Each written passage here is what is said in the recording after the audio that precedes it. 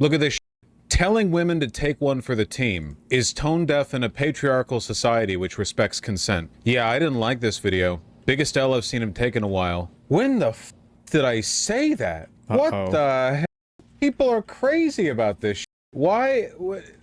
Wait, repeat? I did a video where I said the world is objectively experiencing a lower average birth rate that seems to be caused by a wide variety of issues, and it is something to talk about. And for some reason, I guess people think I want to make camps? I don't know. It was when you mentioned pregnancy as a job, you described it as a civic duty. That's not asking women to take one for the team. Wait, what? That doesn't make any sense. I think that cleaning up litter is a civic duty. What is that? What's the relationship between those factors? It's already a civic duty. Like child rearing is a civic duty. It's so bad I'm arguing with people who genuinely think you said white genocide is real. I'm unironically gonna make this like the hang up for the next 6 months. It's actually crazy how irrational people are about this. It's actually insane. We're doing the pro-natalist arc, yeah. I'm no longer an anti-natalist, but no thanks to Vaush. He is god-awful at arguing against it. He literally just says, be normal like an asshole. If this is where you're at in your life, man, you need more than just my videos. I'm not an anti-natalist anymore, but when he made fun of this joke of an ideology, that really rubbed me the wrong way. You gotta touch some grass. Also, I'm not mad. Also, a bunch of people here are like, dude, Vaush is an idiot for forgetting that the real cause of the lowered birth rates is that people don't have a hope for the future anymore. But birth rates have been going down for like 100 years. So that's not it. You're telling me like, why are people having fewer children in the 1970s? Oh, because they didn't hope for the future? What do you mean? That can't be it. We're talking about a very long-term change, not just the past like 15 to 20 years. People are crazy, man. These comments are on you too. The left actually needs to talk about birth rates falling below replacement rate. No, we don't. I understand policy wonks are scared of the downstream effects of this. Whatever, I don't really care. I just disagree there's any value in humanity existing in itself. Dude, why do you all act like Resident Evil villains when what the f wrong with you? You're politicizing your and all like policy wonks, dude. It's gonna affect real humans' lives. What arguments did Vaush have for low birth rates? Pretty similar to mine, but people are just mad at his audience because I think lefties in general, the far left ones, which Vaush's audience is probably significantly to the left of mine. They definitely are to the left of mine. Like hate humans. Like they unironically buy into that we need population degrowth shit.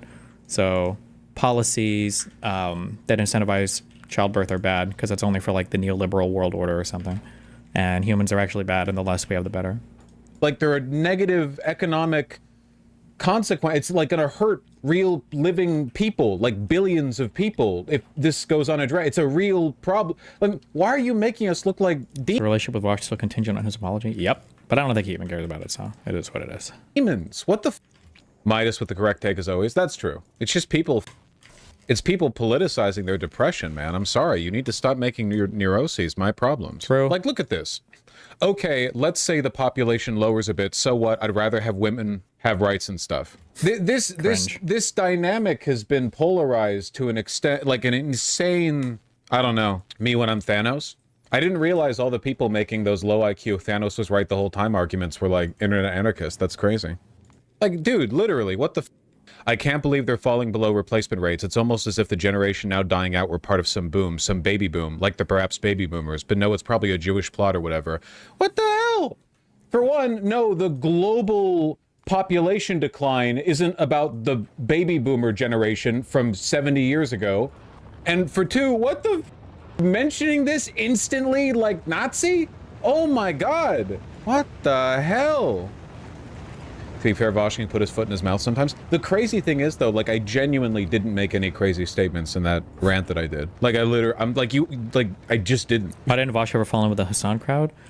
He wanted to, but Hasan kept him out with the no free cloud policy. Hasan like very intentionally and very specifically never did content with Vaush because Vaush is and too similar to me, and he always saw kind of Vaush as like an intellectual threat basically. Because remember, Hasan, one of the reasons why he talks about, you know, how debate is a waste of time and, you know, these are all just wankers and fuck these guys. Not wankers, I don't know why I said that. It's because he wishes that he could do that. He wishes, like, he sees himself as somebody who should be able to intellectually spar and defend his ideas and all that cringe shit. So anybody that can that is able to do it, he'll attack and say it's stupid because he's jelly. And Vaush would definitely represent a threat there. So he would never expose his audience to Vaush like that. I said that there are legitimate, genuine empirical consequences to a declining population. It's worth talking about. The causes for this are probably that people are just not that interested in having kids. Like, just there's more to do in life than having kids. Whereas it used to be like, you kind of didn't really have a choice because people just got pregnant when you and people do like. And I said anti-natalists are stupid. That none of these positions should be controversial. This is a false issue. The population globally is growing, and it'll reach 10 billion by the end of the century. At this point, the decline. Is it contingent because you had higher expectations when you guys had your relationship? It's hard to grasp why this is the case if you allow more toxic people back in without one. Who have I done that with over the past year and a half? I don't know if I've done that with anybody recently. I just don't want to reward people. There has to be some kind of lack of incentive for just completely throwing me under the bus. So. Decline of birth rates in select countries can be easily solved through open borders. This is like evading the point massively. The rate of birth is declining in every single country on Earth very rapidly. Like, you can't just, oh well, we'll just keep bringing people in from, Nigeria or Burkina Faso. Like, sure, and I'm fine with that, but that's not really what we're talking about. We're not talking about the broader issue then. Like, what happens when Burkina Faso and Nigeria have lower birth rates? This is just a straight up neoliberal talking point. It is actually. It's like a blasé dismissal of real material conditions in favor of the nothing ever happens, the economic conditions will stabilize everything, so on and so forth. Vaush, I think only parts of Africa are set for a while. No, all of Africa's population or replacement rate, fertility rate is plummeting. And I don't blame them. Raising kids, that shit's difficult. It's a pain in the ass. Yeah, the 2100 projections have been lowered. I went through it this morning, and it's obvious a lot of people haven't watched the vid. Ah, classic. Classic. Declining birth rates are actually a problem that's been talked about multiple times. Yeah, wait, why is it that I don't get any shit when I talk about the internationally, uncontroversially recognized problem that China has with their population curve? That their population declined for the first time in ever recently, and everyone acknowledges that's a major issue for their economy, and I've brought it up a million times. And that's fine. Declining birth rates are a scathing indictment of neoliberalism. I think it's more fundamental than that. This is the kind of person you're arguing with. Not surprising in the slightest, considering he thinks white genocide is a serious threat. I did see some discourse online today, and there was someone who was like, Vaush, isn't he irrelevant now? Or something to that effect. Which is it is crazy how much people's opinions of the online fabric are shaped by the moments their head breaks the surface of the water and they get a gasp of air. Streams are doing better than ever. Yeah, we're literally the channel's doing better than ever. It's just the last time they heard about me was the last time a bread tuber made a video about me, which they don't anymore because they realized I'm the unsinkable ship, and also I'm right about everything. People are so goddamn deranged. But Vaush is also lying. That's true. Do we solve the child crisis by making childcare cheaper? I don't think there's a simple solution. I think it's a very complicated issue. But that's all I was saying, man. People are crazy about this. They're like, oh, you think this objective, this objective verifiable problem is a real problem? Well, you must be a neo-Nazi. I don't know. At least you have some shooters in the comments for you. Yeah. One Vaush only tells truths and one Vaush only tells lies. You know which one you got. I feel like this video is probably one of the bad. We're about to move on. I feel like this video is probably one of the bad ones. I agree with a lot of takes and a lot of points, but the issues surrounding birth rates, I feel like Vaush, many people in this comments have a rather big misunderstanding. A large portion of European incentives aren't actually that good, at least not believed or expect. No, it's people picking at the edges here. They're like, well, we don't know if financial incentives really make a difference because Finland only gives every pregnant mother $50,000 instead of $500,000, so we don't know actually. It's just, that's not the issue, man. You can address the margins of the curve, but can we be real here? The reason you guys aren't having kids isn't because you're poor. Poor people have had kids for all of human history. The reason you're not having kids is because that shit sucks. If you wanted to have kids, you can make it happen. There are poor people in this country today who make it work, despite being very, very poor, okay? You're not having kids because it's just not interesting to you. You don't want to have 18 years of your life chained to a very difficult expensive obligation. And if it was money, then wealthy people would be having more kids. Yeah, people keep asking about this India-Pakistan stuff. I'm not worried at all. Donald Trump said there will be no new wars under Donald Trump. So I'm not worried. They're not going to start fighting. They can't. Donald Trump is the president. He would never let that happen. But they don't. It's just difficult. Having kids is gay. Yeah, that's pretty true. Kids are amazing. Yeah, it's like pretty cool. But like, it's also difficult to raise them.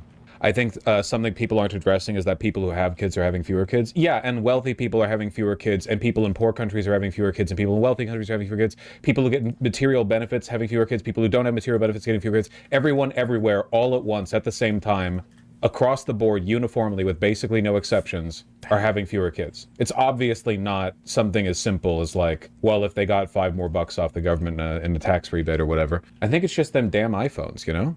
Kids are hiring.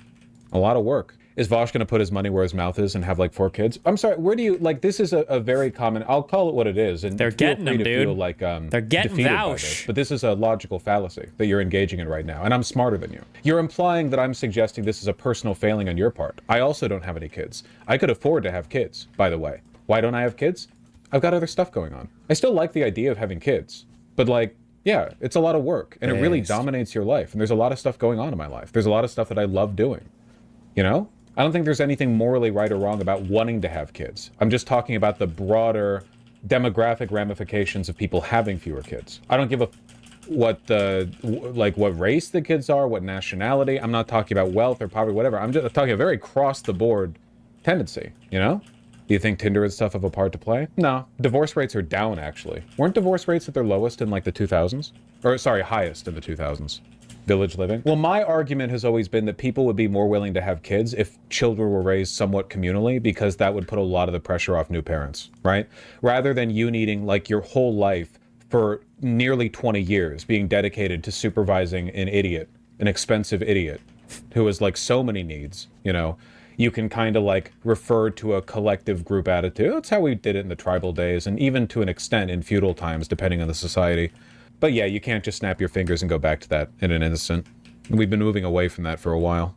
What if kids were more like other animals and they could do shit instead of being an immobile blob for the first year? That's what I was saying, man. That's what I... If kids popped out and they were like yoked up and they could do like little backflips, then it'd be way easier to have a kid, because you could have a kid and then you'd be like, all right, go get a job. And the kid would be like, all right. Like the main problem here, I think, is that kids just like suck, like stats wise, like in a tier zoo kind of way. Oh man, you filled your army up with babies? You got 20 army slots and 16 of them are babies? Have you checked the stats on those They're not even going to make it to the other side. They're not even going to engage in combat to begin with. They're going to get picked off before they even get there. Yeah, kids got over-nerfed is what I'm saying. There are 8 billion... Okay. Apparently, Ethan is having a debate with Hasan on Friday. Hasan accepted. Let's schedule it for 12:30 this Friday. Dan will send you Zoom or Discord link on Discord. Oh boy. It's going to be quite the meme.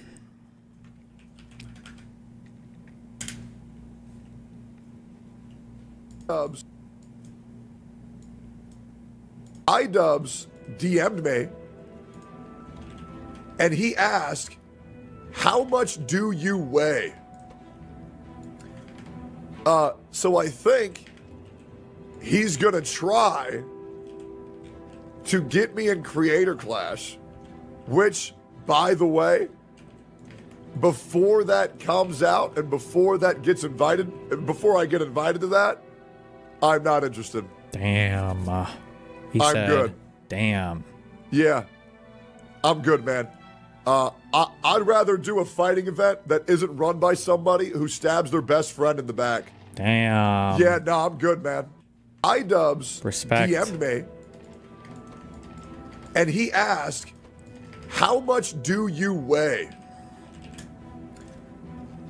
So I think he's gonna try.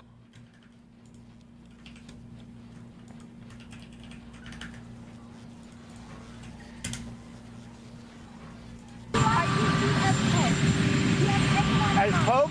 Yeah. I'd like to be Pope. No. That would be my #1 choice. No, I don't know. I have no preference. I must say. He's not joking. Don't work with Ye. Don't work with Ye. You understand what I'm saying? calling niggas and telling people, don't work with Ye, don't work with Ye. You understand what I'm saying? Jewish niggas in the industry be bullying niggas, bro, like they the mob, bro. Cause they got niggas money, they got this, and like, niggas really went against me, bro. You know what I'm saying? Like, I don't see my kids, like that's not okay, bro. It ain't okay with them suburban women be doing and shit with our kids. And just cause they doing it to, we don't stand together, we gotta stand together if we're gonna have a say-so of our kids and not be the slaves to that system, bro, because that's what they've been on, bro. That's how they've been running the country. Even like white racist people, if you look at the KKK shit, they have problems with the Jewish people. They always about creating this racism, this divide specifically to the blacks, to the white man. Meanwhile, the Jewish people be invisible, controlling all the strings and the public strings, bro. And it's like, people be like, oh, Cardi, he could have put you on his album. He did have the power, bro. You had the power to do that, bro. And they talked you out of that. They talked you out of working with me, bro. The album would have been better. Our relationship would have been better. We got to get on that time like with academics. At least I got one example. One example out of... That feel when you're thinking about being next to Kanye since you're 5 and you get the chance to do it and he is a fucking neo-Nazi. All you niggas that want to be like, oh, he sucked your cousin dick, Cameron. Nigga, you ain't saying nothing about my kids, though. You know what I'm saying? You niggas is like in a Def Jam video game from motherfucking 2000, nigga. It's like, we ain't even, nigga, you like playing with the old graphics or some shit, nigga. Like, all of you niggas is scared of the Jews, so y'all speak like little Boosie dirty ass and shit. Like, won't nobody speak up on real family situations where they're taking us to indoctrinate, like, bro, that's what I'm saying. LeBron gonna crip walk for forever, for whoever, bro. He ain't king of nothing, bro.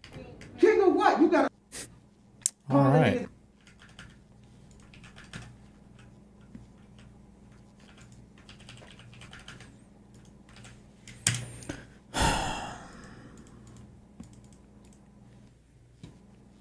People have been messaging me, yes, this photo is real. Yes, I'm Zirka's baby mama. For the sake of baby Eve, we try to keep it secret. Do you think this is real?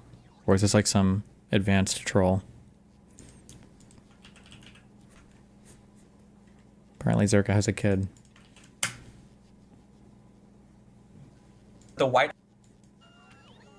in the first 100 days is that the White House is crawling with kids. You have a young, beautiful baby boy. There are babies everywhere. There's so many young folks on staff who have kids. But the last 4 years under Joe Biden, parents were really stressed and ravaged. They had to take on 2 or 3 extra jobs. Depression rates were up. Suicide rates were up. You're a very high-profile young mother who seems to juggle and balance it all beautifully. What advice do you have to young parents out there who are starting their careers, having kids, building families, and trying to find that balance so desperately? Yeah. Mother who seems to... Depression rates were up. Suicide rates were really stressed and ravaged. They had to take on 2 or 3 extra jobs. Depression rates were up. Suicide rates were up. You're a very high-profile young mother who seems to juggle and balance it all beautifully. Okay. What advice do you have to young parents out there who are starting their careers, having kids, building families, and trying to find that balance so desperately? Yeah. Well, it's a great question. And first, to the heart of your premise, it's true. The president has empowered not just me as a young mother in this role, but there are so many new moms and dads on our senior staff in the West Wing, but also across the entire administration. There are working moms and dads who are owing our country public service for President Trump while raising young families. And the president really empowers us to do that. And I commend... In the first 100... Okay.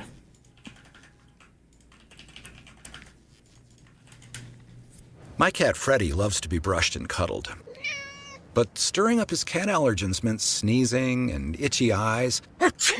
Then I found Purina One Live Clear. It's cat food that reduces Is this an ad that's... the major allergen and my Thanks. suffering in as little as 21 days. I'm here for it. Now, we feel closer than ever. If you have issues with cat allergens, you really need to try Purina One Live Clear. Try new Purina One Live Clear today. Purina One, a difference from day one. Ryan Reynolds here from Mint Mobile with a message for everyone paying big wireless way too much. Please, I'm here for it. Everything good in this world, stop. With Mint, you can get premium wireless for just $15 a month. Of course, if you enjoy overpaying, no judgments, but that's weird. Okay, one judgment. Anyway, give it a try at mintmobile.com/switch. Upfront payment of $45 for 3-month plan, equivalent to $15 per month required. Intro rate first 3 months only, then full price plan options available. Taxes and fees extra. See full terms at mintmobile.com. Okay.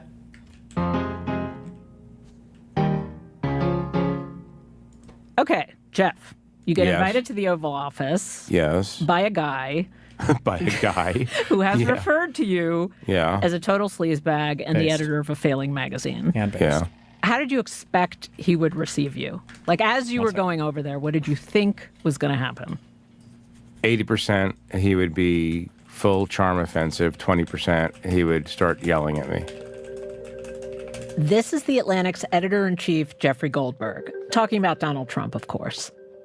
I figured that people on the staff, on his team, might be a little dubious about this whole operation, and they were. That was facially obvious, as they say. But no, him, I figured, I kind of guessed this correctly. I figured he was bringing me over there to try to charm me. This is Radio Atlantic. I'm Hannah Rosen. Not long before Jeff and Atlantic staff writers Michael Shearer and Ashley Parker met in the Oval Office on Thursday, Trump posted on Truth Social calling Jeff a person, quote, responsible for many fictional stories about me. But Trump also wrote that Jeff's latest story, Signalgate, about when Jeff was accidentally added to a group chat about war plans, oops, was somewhat successful. Trump wrote the word successful in quotes. In the second half of the show, we are going to talk to Michael and Ashley about their cover story in The Atlantic, Trump is Enjoying This, including about how Michael cold called Trump and Trump picked up the phone. But first, I wanted to know what happened when Jeff, who wrote one of the biggest stories this year about the Trump administration, met Trump, the guy who called him a sleazebag. We go over to the Resolute desk, and he stands up, and I forget the exact words, but it's like, oh, this is going to be interesting. And he shakes hands with Ashley Parker, Michael Shearer, and gives me a big handshake, big warm handshake. And, you know, we just sort of sit down right in front of him. Stephen Chung is sitting on the same row, and kind of launch into it. I thanked him for seeing us, and I made my sincere point that it's better for us to talk than not talk. And then it was off to the races. But he was charming, focused, and mainly I was there with two writers who were actually writing a very large piece for us, so they had to drive the interview. But there was no hostility. I mean, you've read the Truth Social post about our visit that he posted like 4 hours before that was filled with hostility and nonsense. And you know, I said to him, or one of us said, what was that about? He's being Mr. Friendly, Mr. Charmer. And he said, well, wanted to up the pressure on you. Wait, two questions. One, did they say, was this meeting before or after that big article? And two, imagine if this whole thing was just an Atlantic glaze fest, where it's like the Bill Maher thing, but for 40 minutes. He was just so nice and kind, and I just can't believe how wonderful of a person he was.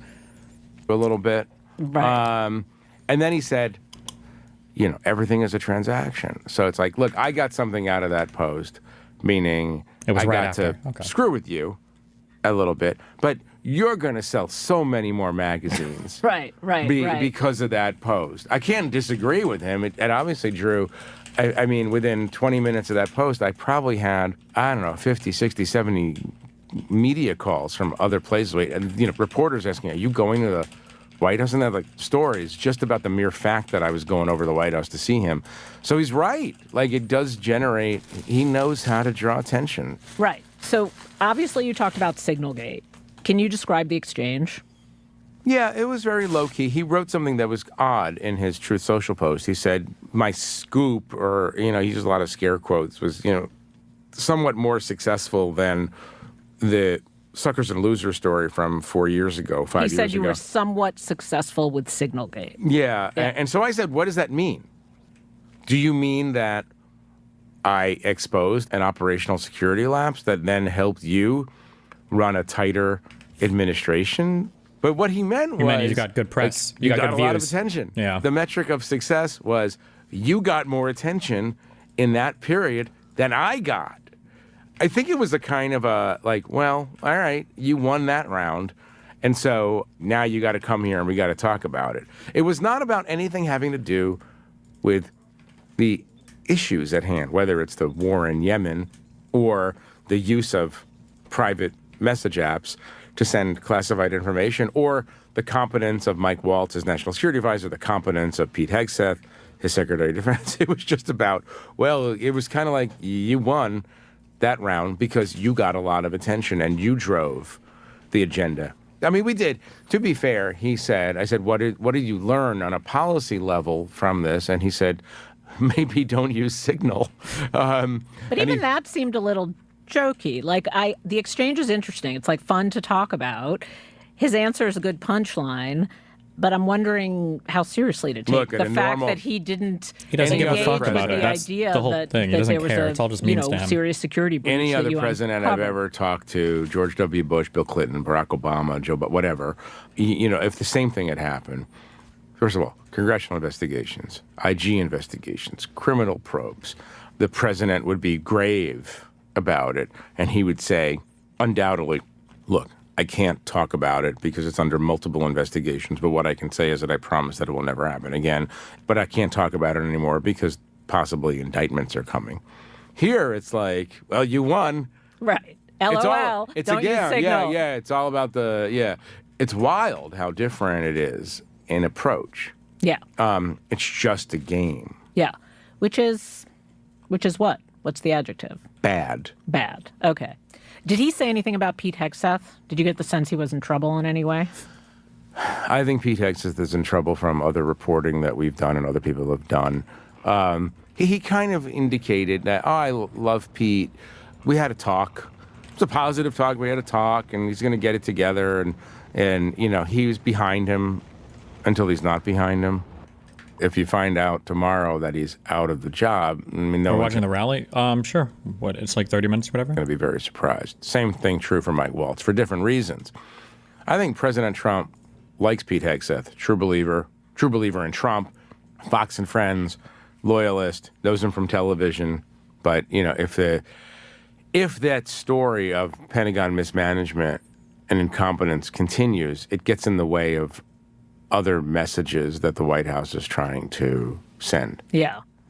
Was there anything that he said that will keep you vigilant, where you left thinking, oh, we have to keep our eye on this one? Yeah, when Ashley asked him about the 2028 hats and what they might mean, he mostly made a joke of it and said it wasn't very likely and, acknowledged that he's a shatterer of norms, but kind of indicated that that's not that might be a norm too far. But he didn't just say, no, of course I'm not trying to run in 2028. The Constitution doesn't. A normal politician in his second term as president would say, why are you asking me whether I would run for a third term? I can't. But this is Donald Trump, so everything's open. And why would it be surprising if he somehow tries to hold on to power? Yeah. So I have an eye on that. I'm most interested in his policies on Ukraine. I asked him, I said, is there anything that Vladimir Putin could do that would cause you to kind of fully and frankly embrace Zelensky's cause? And he says, Zelensky, no, but Ukraine, he made it personal. He always makes it. Oof. Does anybody have a clip of the clapping? Oh, no. That was the end of Zelensky in Trump's eyes. Personal. But, he left it open, the idea that maybe Putin can push him too far, which I thought was interesting. I don't necessarily believe that. I think he wants to be friends with Putin, and I think he doesn't care about Ukraine. But I also imagine that he understands that pictures of Russian tanks rolling into Kyiv and slaughtering Ukrainians would be bad for him. So did your impression of him in an overall way change after this meeting? Like in any way? Did you come away thinking differently broadly about Trump than before the meeting? Look, I find him totally fascinating, obviously. And if you really want to know, I find it very easy to relate to his personality because I grew up around people like that. I grew up 5 miles from where he grew up. I understand that type. I understand the humor. Some people don't find him funny. I actually do find him funny. I know that he's doing shtick half the time. The shtick has extraordinary consequences, but his ability to bifurcate and not take anything, how do I say this? If you called me the names that Donald Trump has called me, I think you and I would both find a personal encounter very, very, very awkward. He doesn't find it awkward. Shot of Zelensky. They're relatively quiet, waiting for this moment as they're thinking about what Pope Francis meant to them. Loud applause for President Zelensky of Ukraine. Wow. The crowd is erupting for Zelensky as they see him, because the crowd has these large television monitors. And as soon as the shot of Zelensky was shown, there was this huge applause. Apparently Trump came out like right before him too, so oof. Because he believes that it's just a game. It's just a performance. And I think he believes, at least with me and maybe with others, that I believe it's just a performance. But no, he's a interesting guy to talk to and listen to. And our job is to understand, to the extent that he's understandable, to understand him. And so the more exposure I have to him, the better it is for me from an analytical standpoint. I am trying to figure out what's inside him, if there is anything inside him, and why he thinks the way he thinks. Jeff, thanks for coming on. Thanks for having me. When we come back... Tell the people on the Atlantic. Yeah. If they'd write good stories and truthful stories, the magazine would be hot. Atlantic staff writers Ashley Parker and Michael Shearer on their new cover story, Trump is Enjoying This.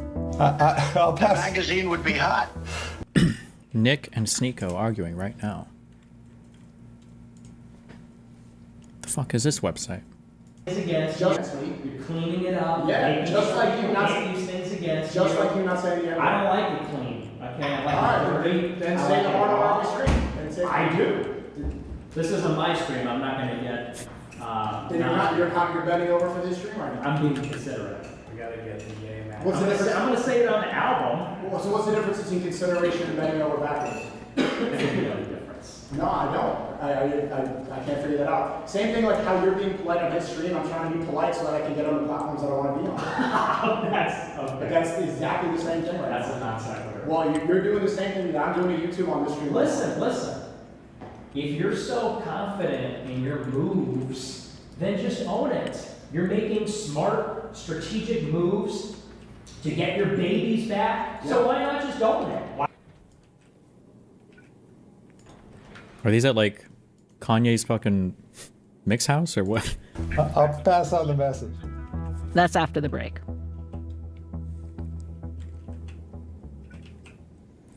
Are you still quoting 30-year-old movies? Have you said cool beans in the past 90 days? Yikes, Do you guys. think That better not Discover be you. isn't widely accepted? If this sounds like you, you're stuck in the past. Discover is accepted at 99% of places that take credit cards nationwide. And every time you make a purchase with your card, you automatically earn cash back. Welcome. Well, it actually starts. Ashley, all right? 31-20. All right, we're back, and now I'm joined by staff writers Ashley Parker and Michael Shearer. Ashley, Michael, welcome to the show. Thanks for having me. Thank you for having me.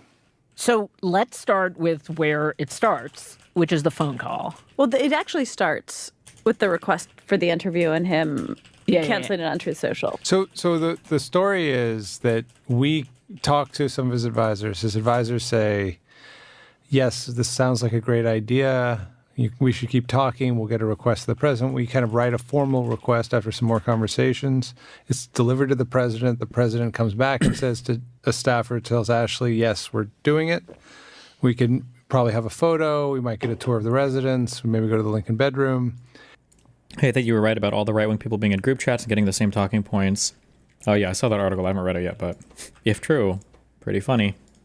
And then we wait a few weeks and it's put on the schedule provisionally. It's like sort of discussed in a larger meeting at the White House.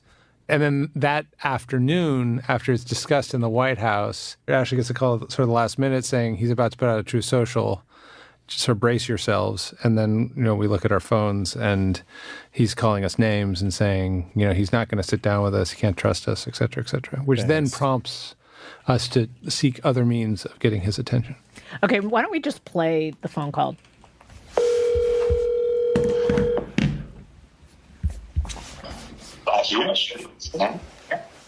Hello, is this? Hello. This, Hello, it's cool, right? This is Michael. Hello, is President Trump there? Who's calling? This is Michael Shearer. I'm a reporter for The Atlantic. You wrote. Oh, I know who you are, Michael. I know who you are. You never write good about me, Michael. Never, ever. I mean,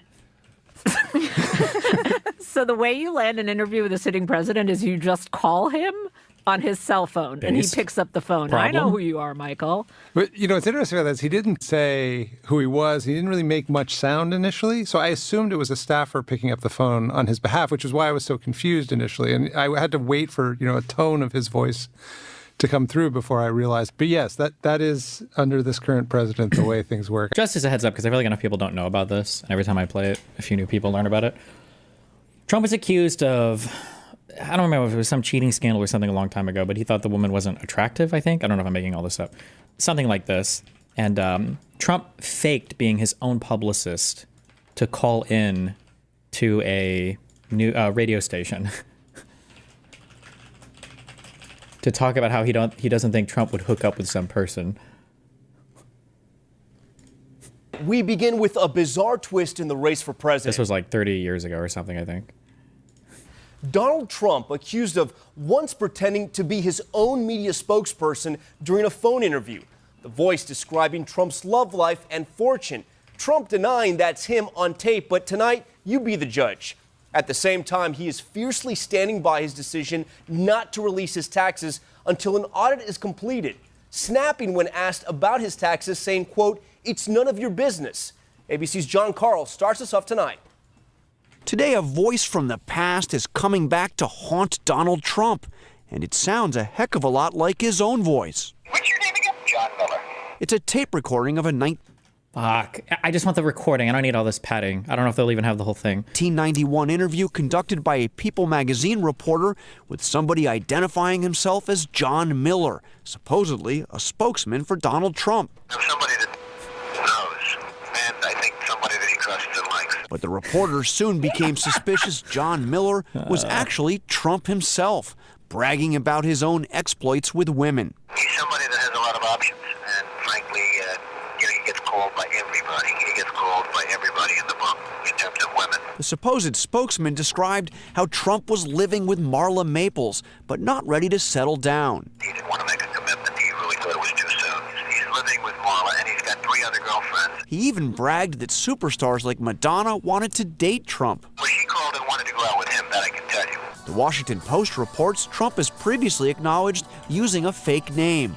But today, the billionaire angrily denied it's him on that tape. It doesn't sound like me on the phone, I will tell you that, and it was not me on the phone. It's not just the tape that has Trump on the defensive today. He's also pushing back on the idea that voters are entitled to see his tax return. This is so fucking funny. It's like so obviously The him. real amazing knowledge among New York reporters that Trump just assumed a different name and handled the media calls himself. Like this call from reporter Sue Carswell at People magazine concerning Trump's breakup with girlfriend Marla Maples. What kind of comment is coming from either your agency or from Donald's side? Well, it's just that he really decided that he wasn't, he didn't want to make the commitment. He didn't want to make a commitment. He really thought it was too soon. He's coming out of a marriage that, and he's starting to do tremendously. What's your name again? John Miller. And you work with Barron? Yes, that's correct. John Miller. Can you sort of, I guess we're going to try and put a story together, and we have a deadline today because our magazine closed well, basically yesterday, but we'll probably get something together. But, you know, it's been on the cover of both New York Post and Yeah, I saw that. What kind of comment is coming from, you know, your agency or from Donald? Well, it's just that he really decided that he wasn't, you know, he didn't want to make the commitment. He didn't want to make a commitment. He really thought it was too soon. He's coming out of a, you know, marriage that, and he's starting to do tremendously well financially. As you saw, he got his licenses 5-0 the other day, and you know, totally unanimous. And he's really been working hard and doing well. And probably, as you know, there's a real estate depression in the United States, and he's probably doing as well as anybody there is. And frankly, he wants to keep it that way. And he just thought it was too soon to make any commitment to anybody. So what is going to happen with, is she being asked to leave, or is she going to be allowed to stay? Well, he treats everybody well, and you don't know him, but he's a. No, I have met him. Have you met him? Yeah. He's a good guy, and he's not going to hurt anybody. The one article said he's going to throw around the apartment is total nonsense. He's you know, going to always treat her well as he treated his wife well. I mean, he paid his wife a great deal of money in a very bad period of time, and ultimately that was settled. There What a great guy. That was even put that way. I don't know if you've heard that, but that Trump became poor until he got his divorce, and then all of a sudden he's been doing very well. And I guess you've probably heard that too. But he treated his wife well, and he will treat Mama well. And you know, he's somebody that has a lot of options, and frankly, what a player. He gets called by everybody. He gets called by everybody in the book in terms of women. And well, he gets called by a lot of people. Yeah. Well, what about, I mean, this Carla Brody, how important is she right now? Is she Well, I think it's somebody that, you know, she's beautiful. I saw her once quickly, and she's beautiful and all, but I think that he's got a whole open field, really. And you know, a lot of the people that you write about, and you people do a great job, by the way, but a lot of the people that you write about really are, I mean, they just call. Actresses, people that you write about just call to see if they can go out with them and things. And you can't say, like, did Madonna ever really call? He was so set up with that. You know, Madonna called, and what happened, I mean, I don't know if you want to listen to this. No, I do. Do you? You have a second. Yeah, obviously. What happened is there was a benefit at the Plaza Hotel, which he owns, for Vreeland, and for Martha Graham. And it was a ballroom benefit for Martha Graham, actually, just before she passed away. And Madonna was there, and she came in a beautiful evening gown and combat boots. She was wearing combat boots. Wow. And Trump was asked to go over and meet her. He was there just for a little while to say hello and to make a speech, to make it like an introductory speech. Madonna was in the room, and so somebody from Madonna's entourage, because she comes in with an entourage of dancers and everything else, and somebody from Madonna's entourage came over and said, would you go over and say hello to Madonna? And so he went over and said hello to Madonna, and he gave his autograph to the dancers. She said, these are fans and all this, will you give them the autograph? So he said, best wishes or something, he said. And then all of a sudden, and that was the end, and then he said goodbye to her, and that was literally the end. He's got zero interest in that. It was literally the end. And the next day in the newspapers, they had a story that he wanted to go out with her and everything else. Besides that, she was sitting there with a boyfriend. Yeah. I think his name was Ward or something. Yeah, the Kanye Ward. And she was sitting there right with a boyfriend. Yeah. So, I mean, it wouldn't be appropriate. Then the next day, there was a story that Trump went to Rex, and Madonna was supposedly at Rex. And that was another total nonsense story. So, crazy. Somehow there was a thing. And then she called recently about this fight and wanted to go out. And, she's got this PR machine that I guess you people play too very well, but it really was nonsense. So anyway. But I don't think we ever reported that about Madonna. Well, she called and wanted to go out with him, that I can tell you. And one of the other people that you're writing about, by the way, I'm sort of new here, and what is your position? Well, I'm sort of handling PR because he gets so much of it. Yeah. Frankly, I can tell you off the record. If I can I get to know you and talk a little bit off the record? Off the record. He didn't care if he got bad PR until he got his divorce finished. So when he got a lot of bad financial stuff, he liked it because he it was good because he could get his divorce finished. Once his divorce is finished, if you notice, since then he's doing well financially and he's doing well in every other way. The licensing was 5-0, which is and people think, how come all of a sudden he's doing so well? And then I guess Newsday about 2 weeks ago did a story on that. So I've sort of been put in here to handle because I've never seen anybody get so many calls from the press. Where did you come from? I basically worked for different firms. I worked for a couple of different firms, and I'm somebody that knows. He knows. This guy knows things. So I'm going to do this a little part-time and then get on with my life too. Is he trying to, is Marla trying to reconcile all this, or is it? Marla wants to be back with him and she wants to be with him, but he just feels it's too soon. So what about the ring? Well, it was never an engagement ring. But that was my first question. It was never an engagement ring. It was a ring. I mean, he wouldn't buy the engagement ring. Actually, he bought the ring at the Taj Mahal in Tiffany's.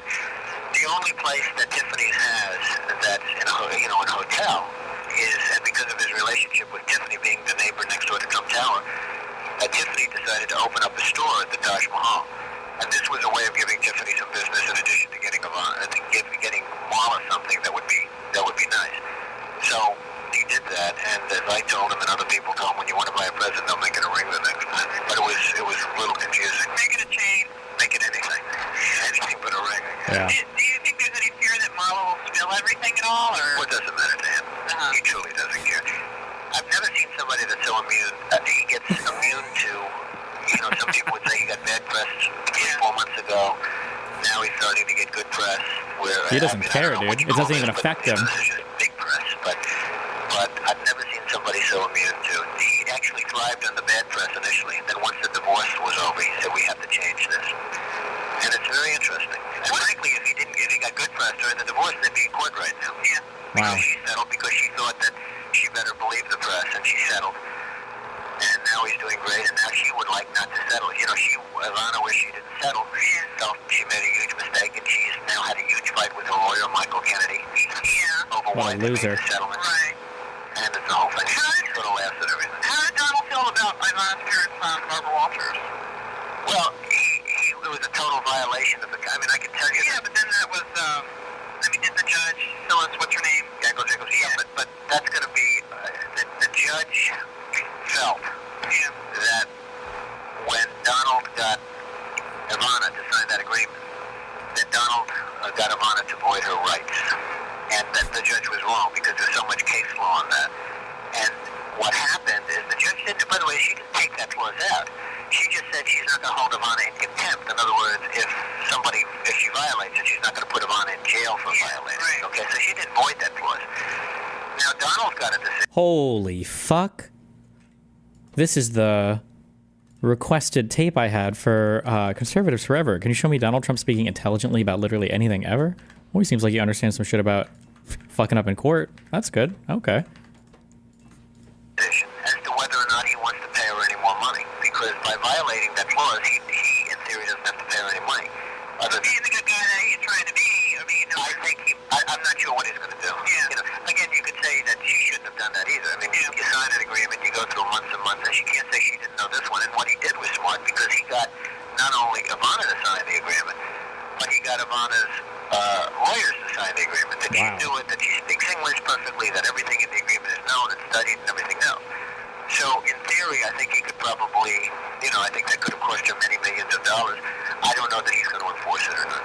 What about this whole thing with, that was blown up in the news, whether Marla wouldn't sign any sort of prenuptial, did that have anything to do with the ending of the relationship? No. Was that true? Was he trying to get her to sign anything? Well, I can tell you this. What can you tell us? Just off the record, there's no way he gets married without a prenuptial agreement. Yeah. You understand that? Yeah. It was painful, but worked in the Ivana case because, while it was, challenged, it still ended up being upheld and worked. And frankly, she got not exactly 1 penny. She didn't get 1 penny more than what the agreement called for. So that's that. And she spent a lot of money on lawyers and a lot of money on everything. And there was a year of the circus. But they do stand up. I can tell you there was never any talk of marriage from Donald's point of view. I can also say that Marla would have liked to get married, obviously, but it was just something he didn't want to do. It was just too soon. And he, hopefully he'll maintain a good relationship with Marla. What about most people? But it's just too soon. What about this Ivana thing? It says in the Tuesday, Trump also took friends that when he and Ivana met last week, she indicated that she'd be interested in reconciliation. Ivana wants to get back with Donald. She does after saying on Barbara Walters. Well, what's she going to say? What's she going to say? Is she going to say when he's with somebody somebody else and has other people lined up, is she going to say, yes, I want to get back, I want to get back? She's a pretty savvy woman. And she's not going to say, I mean, he's living with Marla, and he's got 3 other girlfriends, and then... So many girlfriends, guys. I really want to get back, she wants to get back. She's told it to a lot of her friends, and she's told it to him. But it's so highly unlikely. That's off the record. That's off the record, guys. I mean, it was his choice to leave, and he left. He left from Marla. He didn't leave. No, see, that's the biggest misconception of this whole thing, and this is the second question I asked about after the ring was, the biggest misconception is he left. He didn't leave from Marla. He really left for himself. He didn't leave for Marla. He never left for Marla. He was going to leave anyway. Marla was there, but he was going to leave anyway. Whether there was a Marla or not, he was going to leave anyway. So now he has somebody else named Carla, who is, beautiful, and I guess you have something on her. I don't know if you do or not. But no, they won't talk about her. Can you say anything about her? I mean, who is this? She's the daughter of who? She's a very successful model, et cetera, but he didn't leave Marla for her. He just wants, he does things for himself. I mean, he leaves for himself, he does things for himself. When he makes the decision, that will be a very lucky woman. But he's not going to do that until he makes the decision. When he makes the decision, he's very capable of a total commitment when he makes the decision. But he felt it's too soon. Off the record, he probably felt Marla wasn't the right one, or whatever. But he off just the felt record. it was too soon. How did he meet Carla? At the Plaza Hotel, she was doing a Carolina Herrera fashion show. Was I on there? Has he got it in fashion show? Well, she goes to him, but less so since this. But when did he meet Carla then? Probably a few months ago. Have they been able to see each other? Well, not really. And again, I heard Carla. I mean, I'll give you this is getting to be. This is a little different from what I normally discuss. This is, I think, an interesting point. Carla is a very beautiful girl from Italy, whose father is one of the wealthiest men in Europe. What's the name of her father? Well, her father's name her name is Carla Bruni Tedeschi. How do you spell that? I don't know. Okay. Tedeschi. She doesn't use the last name because it's too complicated, for the thing, for what have you. But anyway, her father's one of the This wealthiest. guy has a lot of info about Trump, Good for him. Good publicist. Extraordinarily beautiful, and didn't want to be a model, except that every time she'd go to a show as a sitter, to look, the people, Ralph Lauren and various people would say, Carla, you have to be in the show, et cetera, et cetera. So she does all of the top shows. And she's always very busy and very successful, et cetera, et cetera. She was having a big thing with Mick Jagger. Did you hear about this? Well, I'm reading about it. And what happened is she was going with Eric Clapton. Mick Jagger, who was married at that point? Mick Jagger, as of 3 months ago, she was having a big thing. Wow. When she... Scandalous. Scandal, I mean. And she was having a very big thing with Mick Jagger. And then what happened, she was going with Eric Clapton. And Eric Clapton introduced her to Mick Jagger. And then Mick Jagger started calling her, and she ended up going with Mick Jagger. And then she dropped Mick Jagger for Donald. Did the reporter realize? I think the reporter knows by now. That's why she's mining for as much info as possible. Yeah, I think so. That'd be my guess. And that's where it is right now. And, and again, he's not making And it sounds just like Trump. I mean, come on. Like, what are you going to... What kinds of things have they done? I mean, do they go out to tattoo or... Well, they just get along very good, and she's very pretty and all of that stuff. But he doesn't have any idea if she's right. When he meets the right woman, it's going to be a great relationship. And it's going to be a very, because he believes strongly in the marriage. And in all fairness, he was married for 12 years. And he was happily married for 12, for many of those years, I guess. And he believes in it, especially in this society today, I can say. But he believes in it. Where is he living now? I mean, if he lives in Trump Tower, he has the apartment on top of Trump Tower. Okay, and Ivana also has an apartment in Trump Tower. She has an apartment in Trump Tower, but the court order is that she has to leave within a period of less than a year. Right. Okay. Listen, John, can I... What an interview. Anyway. I mean, we write about in the story that, lots of people have that phone number, and he talks with lots of people, and he's very proud of the people he talks to privately, and the White House does not control this. The White House had no idea we were calling that day. He was not prepped for it. One of the staffers said that during the call, there was somebody else in the room, and they got a text saying, oh, by the way, you should know he's on the phone right now with a reporter. And so they sort of find out as we're doing the conversation. And I should say, again, it's worth noting, we did try to go through official channels first, and it was only once it looked like we were not going to get in that way that we procured the number, and Michael called him at 10:45 on a Saturday morning. I mean, this is so much better. So you're just sitting in your kitchen talking to the president? Is that... No, I have a little office, like a COVID office upstairs in my house. I had to tell my kids to be quiet and tell my wife to be quiet. It was a Saturday morning. Okay, so you talked to a lot of people besides Trump about his comeback.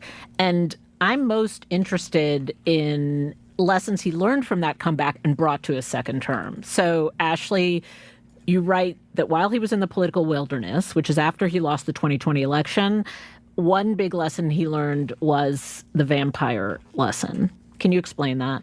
Yes, it was that in that phone call, Michael asked him about it, but it was fascinating. It was that all these would-be vampire slayers, the Democrats, the never-Trumpers, the legal cases against him, the media critics, even his Republican opponents, they failed to drive a stake through his heart, continuing with the vampire analogy. And in doing so, they only made him stronger. For instance, after January 6th, when the House impeaches him, senators had a moment where they could have convicted him. That would have been a knockout blow. They did not. He was sort of banished. There was a world in which Republicans could have worked to truly implement that banishment. I mean, as we went back and we reported this story, we knew there was this moment where Kevin McCarthy was in Florida for fundraisers. Trump invites him to Mar-a-Lago. A photo of the two of them is kind of blasted out on social media, and it's the first step of Trump's political retribution. But what was so striking when we re-reported this, because you forget some of these details, that happened 1 week after Trump left Washington as a pariah because of his role in January 6th. It wasn't 3 months later or a year later, 1 week after McCarthy has himself suggested maybe Trump should resign and not even serve out the final, 2 weeks of his term. He is down there with a publicity photo that helps rehabilitate Trump. So it is striking how quickly this all begins. So, by the way, if Republicans had really thought that Trump would have had a chance of coming back electorally, they 100% would have voted in the Senate to convict him. The only reason why the Republicans lost their party, basically, is because they thought that Donald Trump had no chance of being electorally relevant ever again. So the lesson is it just like whatever doesn't kill you make you stronger? The lesson is that Michael can share his own lesson. He thinks I say this too frequently, but my big takeaway from with Michael writing 12,000 words and talking to dozens of advisors is that Trump has an ability to bend reality to his will. And by never ceding, never giving any quarter, to make people believe and feel a version of events that does not actually comport with reality or the facts on the ground. Right. Okay. So that's the lesson. Then how are we seeing that lesson play out in this new presidency? Well, I think having overcome what he overcame over the 4 years in the wilderness has emboldened him. I mean, the attitude with which he took back the White House is so different from the attitude with which he arrived in 2017 after the first win. I remember interviewing him in December of 2016, and there was a clear sense, he was trying to figure out how to go forward, but he was still sort of in shell shock. He didn't know who he was going to hire. He didn't really know how to run the government. He didn't know much about governing or policy or political theory. And then he kind of stumbled around for years trying to figure that out. And he had his own party. If you're a DGGer, you know this, because I already said this. True. Trump had no idea how to govern. He didn't even know what government did or the parts of government when he was first in office. 100% true. Didn't really like him, a lot of leaders. He comes through this process, using those 4 years, fighting his way back, taking over, finally, the Republican Party, taking over, finally, the Congress. I mean, he's had a hand in almost every one of their campaigns at this point. I mean, he endorses, he talks to them. And truly understanding how the federal government works and how he wanted to do it differently. I mean, he talked about at the end of the campaign almost this, divine intervention with the assassination attempt. He feels like he is ready for this moment and comes in, without any reservations.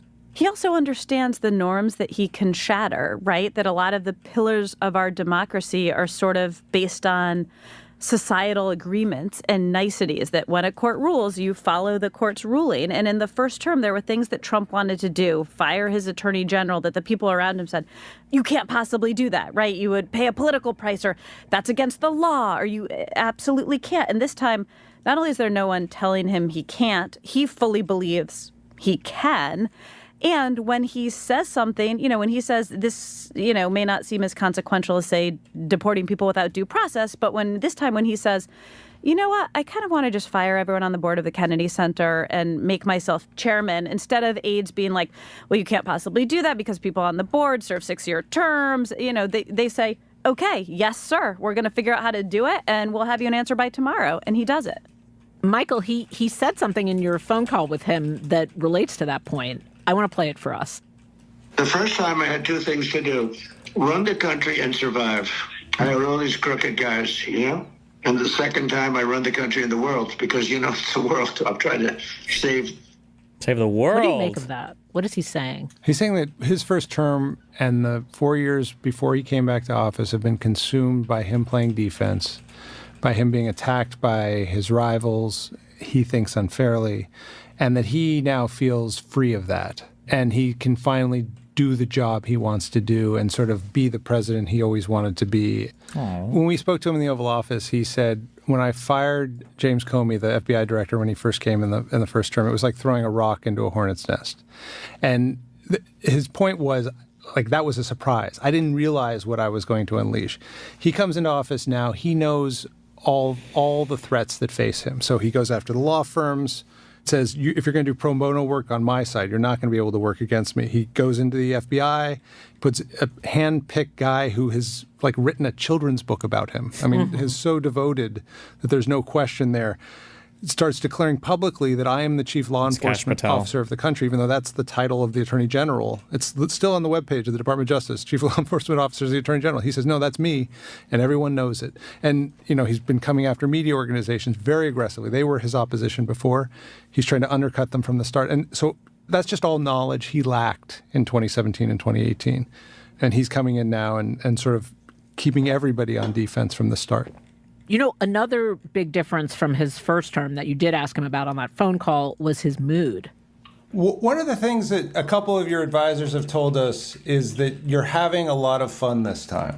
I am. That there's just... I'm having a lot of fun considering what I do. What I do is such serious stuff.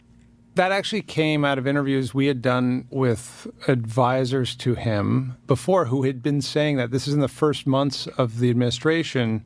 People would say to us, you can't believe how much fun we're having. There's no bad days here. It's just great. Sunshine all the time. Sunshine all the time. And how much fun he is having. And they talked about how, he still does this. He will have the press in for more than an hour a day, routinely. 3 events, 35 minutes of questions, 2 times, another spray somewhere else.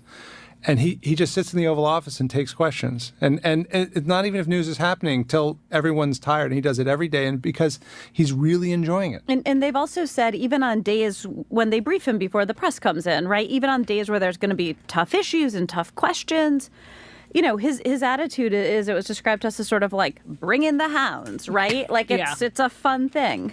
And what difference does that make that he's having fun? What does that bring the country? The fact that he's having fun?